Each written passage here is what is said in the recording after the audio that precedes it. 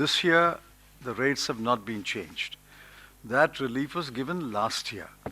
But we have shown calculations that for many categories of income taxpayers, the old system is better. So what did they do last year? They made it mandatory to switch over.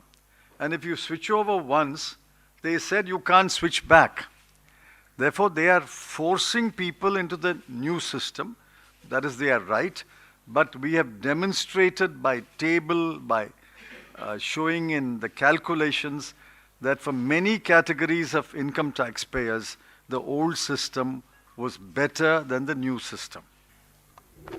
We have explained it several times that the fastest growing economy is not a badge of honor. China's GDP is 5.5 times more than our GDP. If they grow at, say, 3%, in order to match their annual growth, we have to grow at 15%. 3% on a base which is 5 times larger is not equal to 6% on a narrow base. So don't talk about GDP growth. Talk about the per capita income growth. If the GDP is growing at such a high rate, why is the per capita income growing at half that rate? One of those two numbers is suspect, isn't it?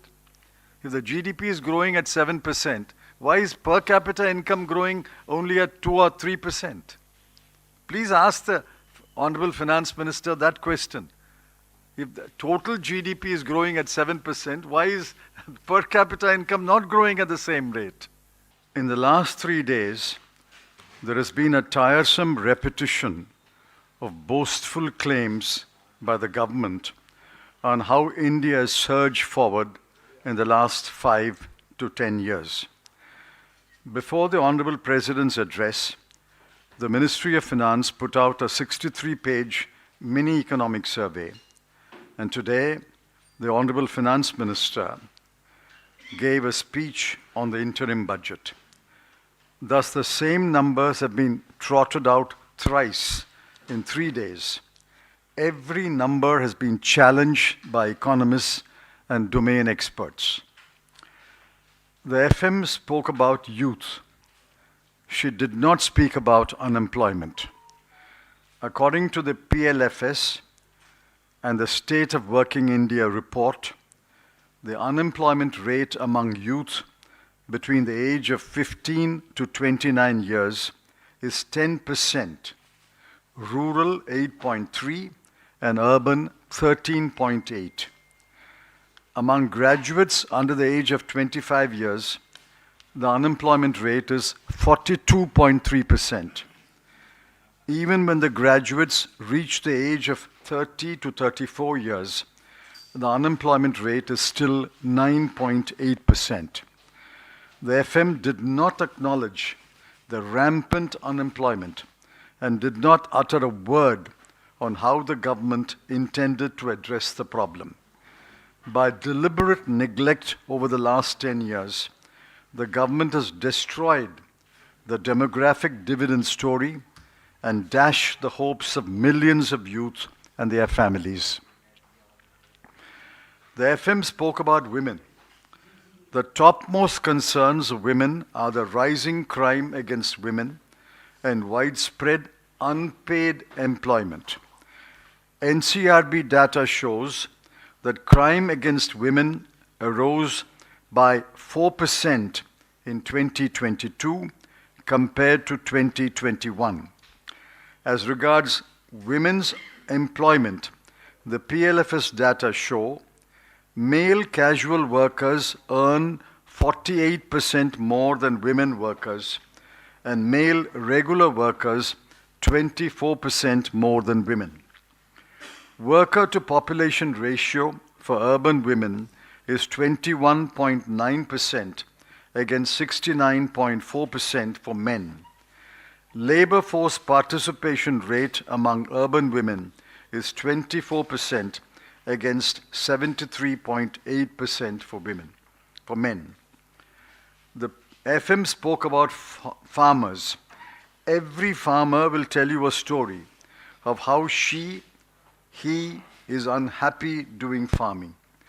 The FM did not reveal the number of suicides among farmers, including agricultural labor. The numbers in 2020, 2021, and 2022 are 10,600, 10,881, and 11,290 respectively. The wrath of the farmers was seen by the whole world when they protested against the 3 unjust farm laws passed without consulting them. The FM did not even acknowledge the causes for the plight of the farmers: rising input costs, insufficient and uncertain MSP, biased import and export policy, and crop insurance that is either absent or denied. Under the NDA's 10-year rule, a happy farmer is an oxymoron. The FM spoke about GDP, but she did not speak about the per capita income. She spoke about free grain to 80 crore persons, but she did not speak about India's rank in the Global Hunger Index, or to widespread malnutrition among children, leading to a high proportion of stunting and wasting. She barely referred to inflation, but she did not refer to the fact that food inflation currently is 7.7%, that real wages for casual workers have stagnated for 4 years, and the fact that there is an increase in the proportion of workers dependent on agriculture. The boasts about establishing numerous educational institutions and aims like hospitals must be pitted against the facts that thousands of teaching posts are vacant in central universities and central government established institutions, especially posts reserved for SC, ST, and OBC. The new hospitals do not have sufficient doctors, nurses, and supporting medical staff or equipment. The allocation in the 2024-25 budget for health is 1.8%, and for education 2.5% of total expenditure. None of the boasts can be accomplished with such low expenditure. The FM spoke about minimum government and maximum governance. The minimum government policy, in reality, has undermined federalism, starved state governments of funds, and virtually reduced the third tier of governance, panchayats and municipalities, to ciphers. The overwhelming majority of the people are dependent on the third tier of government for their services, but that tier have been virtually deprived of human and financial resources. Federalism has been considerably weakened by the central government taking over, rather usurping, the executive and legislative powers of state governments. The fundamental flaw in the NDA's approach to the economy and governance is that it is biased in favor of the rich. It is a government of the rich, by the rich, and for the rich. The government is either ignorant or callous to the fact that the top 10% owns 60% of the nation's wealth and earns 57% of the national income, and that income inequality has widened significantly in the last 10 years. This outcome is because of the lower growth rate during the 10-year period, as against the UPA period. In the last year of UPA, 2013-14, we left a GDP growth rate of 6.4% and an average growth rate of 7.5%. In the NDA period, the average growth rate has been less than 6%. Since it is an interim budget, I shall say no more. However, the interim budget and what went before in the last 10 years have left us with a lot to talk about in the days ahead. तो हमारी तुलना और जो है अभी की सरकार और पीछे की सरकार की तुलना नहीं की जा सकती. So the new income tax slabs that have been created, that has been pitched by the government in the Prime Minister FM speech, that the new income tax slab in which relief is given up to 7 lakhs is a SOP. That relief, you can translate it if you want. Yeah. That relief was given last year. This year, the rates have not been changed. That relief was given last year. But we have shown calculations that for many categories of income tax payers, the old system is better. So what did they did? What did they do last year? They made it mandatory to switch over. And if you switch over once, they said you can't switch back. Therefore, they are forcing people into the new system. That is their right. But we have demonstrated by table, by showing in the calculations that for many categories of income taxpayers, the old system was better than the new system. If they were fair, they should leave the choice to the income taxpayer. The income taxpayer should have a choice of either sticking to the old system or the new system. Why are they compelling, forcing people to go to the new system?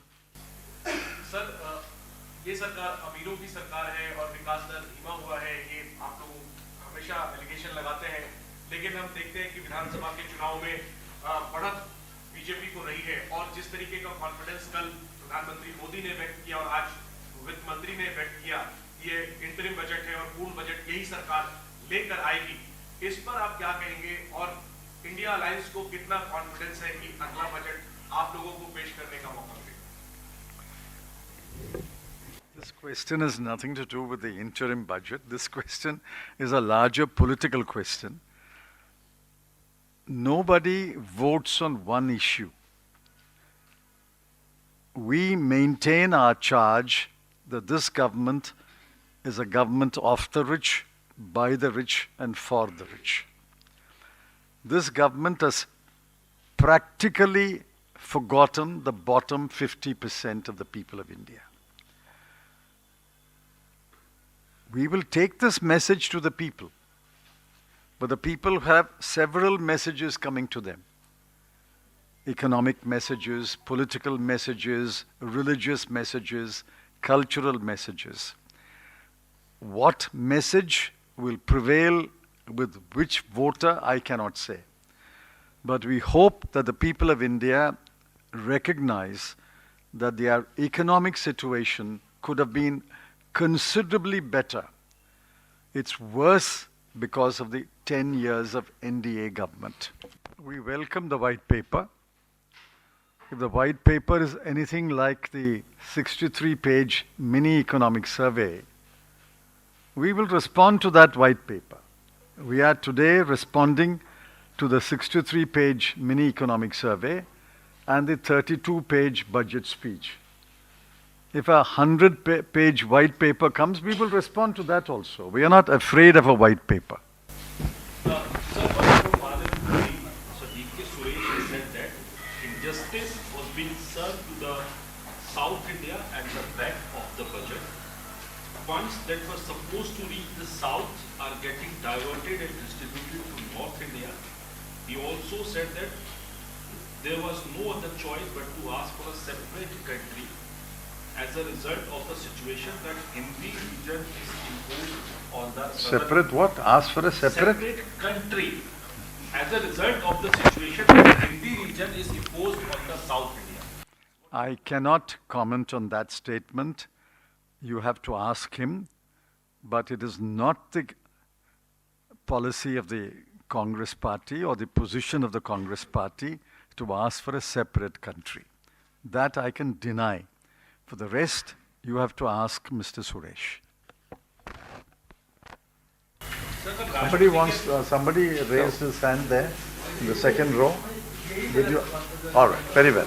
Yes. Sir कल राष्ट्रपति के अभिभाषण में भी ये बात रखी गई कि पिछला जो साल था उसमें फास्टेस्ट ग्रोइंग इकोनॉमी रही भारत में और एक IMF की रिपोर्ट का भी हवाला दिया जा रहा है कि फास्टेस्ट ग्रोइंग इकोनॉमी अगले साल में रहेगी by the rate of 6.1%, leaving behind China. So what do you have to say about it?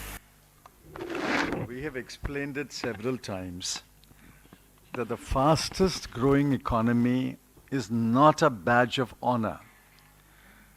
China's GDP is 5.5 times more than our GDP. If they grow at, say, 3%, in order to match their annual growth, we have to grow at 15%.